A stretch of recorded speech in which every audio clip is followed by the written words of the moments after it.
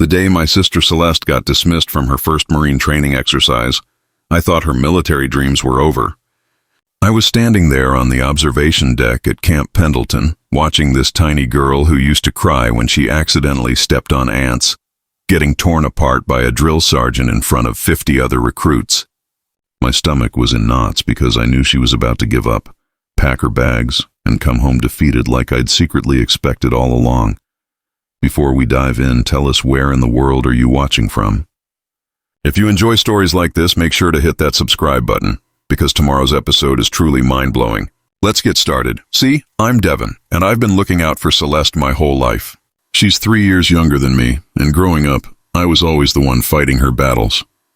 When kids picked on her in middle school for being too quiet, I handled it.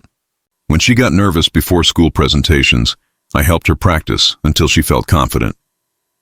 That's just how it was in our family. I was the protector. She was the one who needed protecting. Celeste was the sister who would spend hours nursing injured birds back to health, who couldn't watch war movies without tearing up during the battle scenes, who chose art class over gym every single time it was offered. She read poetry books and painted watercolor landscapes and wore flowing dresses to family barbecues. Nothing about her screamed Marine material, and honestly, when she announced she was enlisting, I thought she was going through some kind of phase. Our dad didn't help matters. Colonel Marcus Thorne, retired after 3 tours in Afghanistan, had always assumed I'd be the one to follow his military path. I played linebacker in college, I was loud and aggressive, I looked the part. When Celeste made her announcement at Sunday dinner 6 months earlier, Dad just stared at her for a full 10 seconds before asking if she was sure she knew what she was signing up for. Mom practically choked on her mashed potatoes. But there I was, watching my gentle little sister stand at attention while Staff Sergeant Rodriguez circled her like a predator, listing everything she'd done wrong during the exercise. Her team had failed their mission spectacularly, and somehow she was getting the blame for not stepping up when leadership crumbled. I could see her hands shaking from where I stood, and I was already planning how I'd console her on the drive home. That's when something happened that I'll never forget.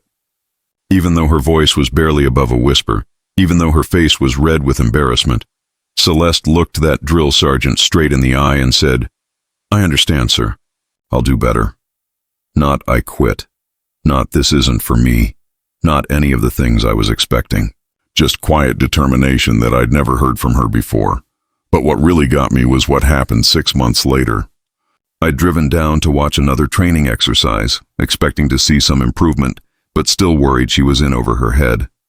The same drill sergeant who had humiliated her was standing in front of a new group of recruits, running them through an even more complex scenario than the one that had broken Celeste's team. That's when I heard him shout across the training ground in a voice that could wake the dead. "Iron Wolf, prepare yourself." Every single person within earshot turned to look, including me, because nobody knew what the hell Iron Wolf meant or who he was talking to, but my sister Celeste didn't even flinch. She just adjusted her gear, signaled to her team, and moved into position like she'd been waiting for that exact command her entire life. And that's when I realized I had absolutely no idea who my little sister really was. To understand how shocking that moment was, you need to know who Celeste had always been in our family. She was the quiet one, the gentle soul who got overshadowed by everyone else's bigger personalities. I was the loud athlete who brought home trophies and filled up every room I walked into. Our dad commanded respect just by existing, with his military bearing and war stories that made dinner guests sit up straighter. Even our mom Vivian had this fierce energy as a high school principal who could silence a room full of teenagers with one look. And then there was Celeste, floating through our house like a ghost, always reading in corners or sketching in her art pad. She spoke so softly that people constantly asked her to repeat herself. At family gatherings, relatives would pat her head and ask about her paintings, then immediately turn to me to talk about football or ask Dad about his service. She seemed okay with being invisible, which made it even more baffling when she announced she was joining the Marines.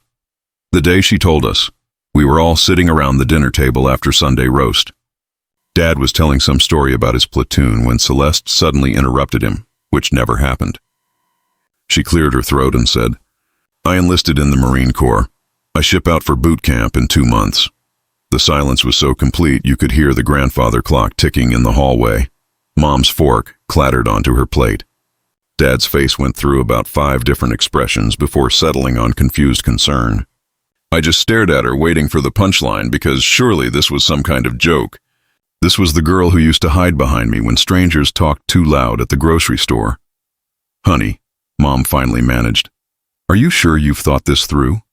The military is very demanding, and you've always been so sensitive."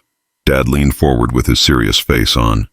"Celeste, sweetheart, I respect your decision, but Marine training is designed to break people down and build them back up. It's not like your art classes or volunteer work at the animal shelter."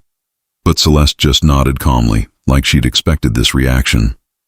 "I know what I'm signing up for," she said, and something in her voice made me believe her, even though everything else about the situation made no sense whatsoever. The training exercise that day was brutal from the start. I watched from the observation deck as Celeste's unit got briefed on their mission, a hostage rescue scenario with multiple enemy positions scattered across a mock urban environment.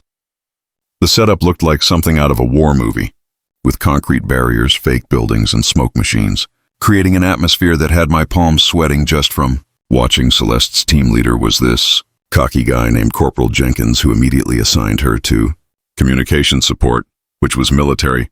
Speak for stay in the back and don't get in the way. I could see her jaw clench when he barely looked at her while giving out assignments. He put the bigger, louder recruits on point positions and relegated Celeste to basically carrying a radio and taking notes. When the exercise started, everything went sideways immediately. Jenkins charged his team straight into the first enemy position without proper reconnaissance. Within minutes, half his unit was marked as casualties by the paint rounds, including Jenkins himself. The remaining recruits panicked, abandoning their positions and leaving the hostages completely undefended. From my vantage point, I could see what they couldn't.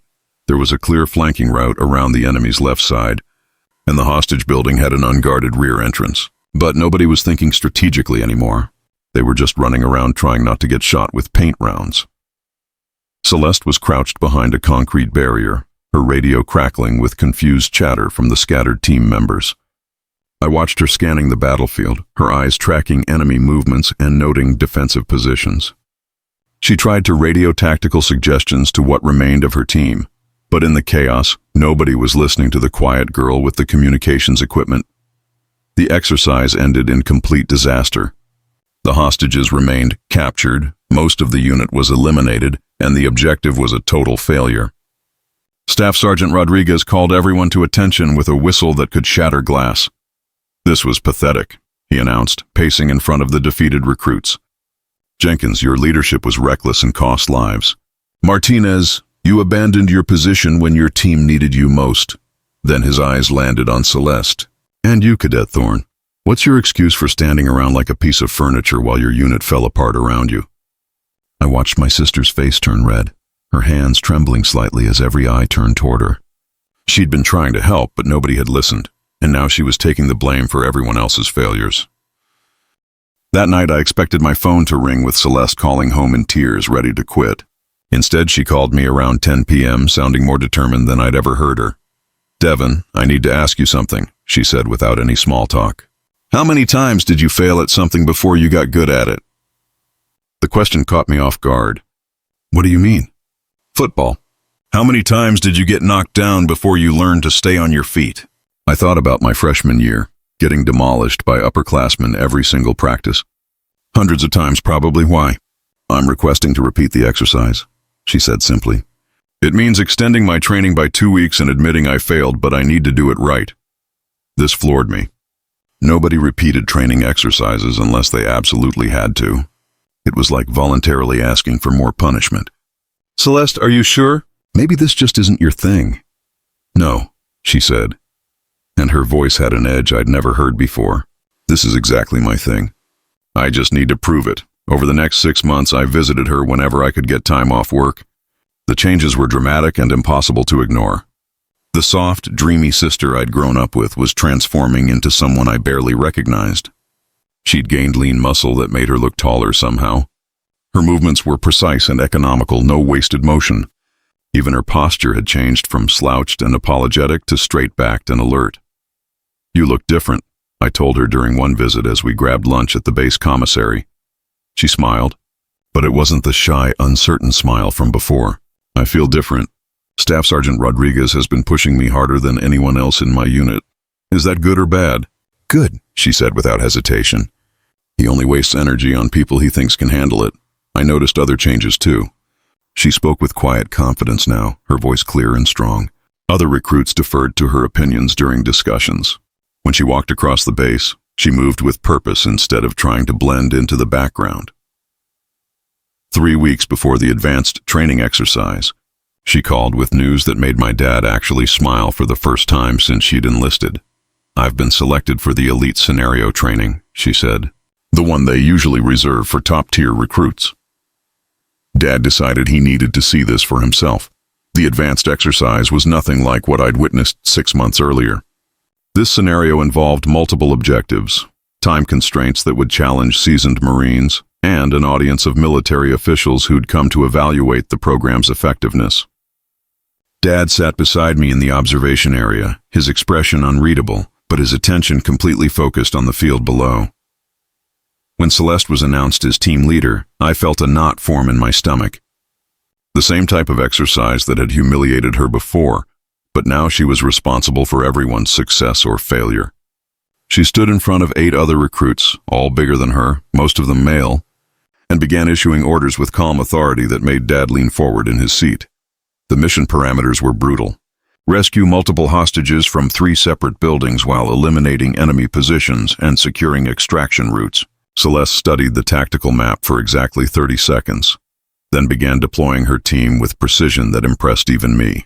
Martinez and Brooks establish overwatch on the North Ridge. Collins, you're with me on primary assault.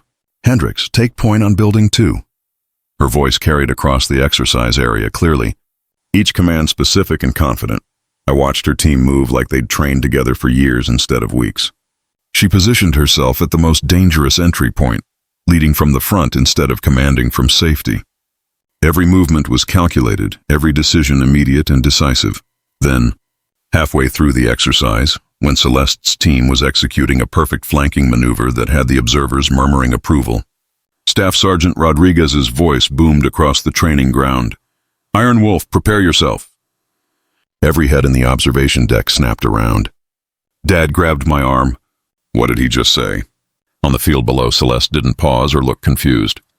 She immediately signaled her team to shift formations, adapted their approach to the final building, and executed a complex tactical adjustment that showed she'd been expecting this exact call-out. How does she know what that means? I asked nobody in particular. The exercise concluded flawlessly. Every objective completed, 0 casualties, perfect execution under pressure that would have broken most experienced soldiers.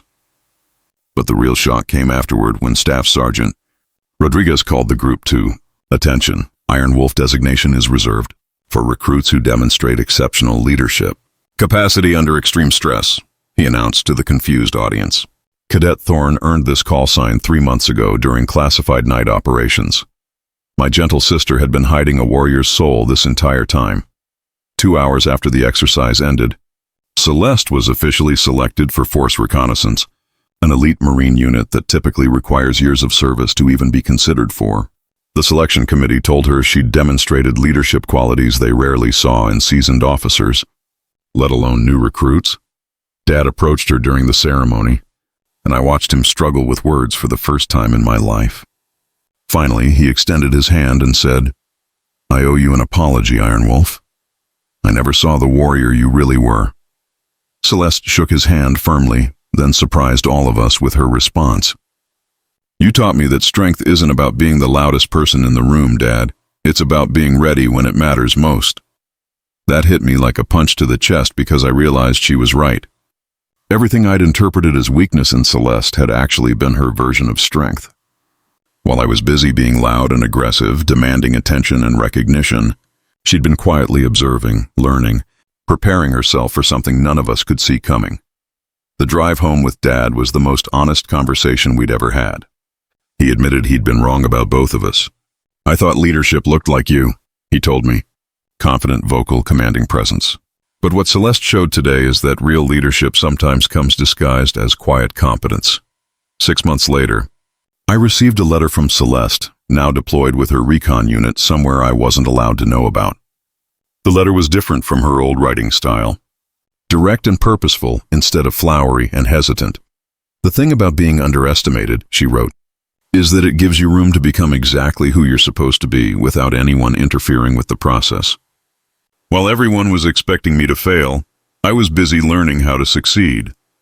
She signed it, Your Sister, Iron Wolf, and included a photo of her leading her unit through what looked like challenging terrain. I keep that photo on my desk at work now, partly because I'm proud of her, but mostly because it reminds me of an important lesson.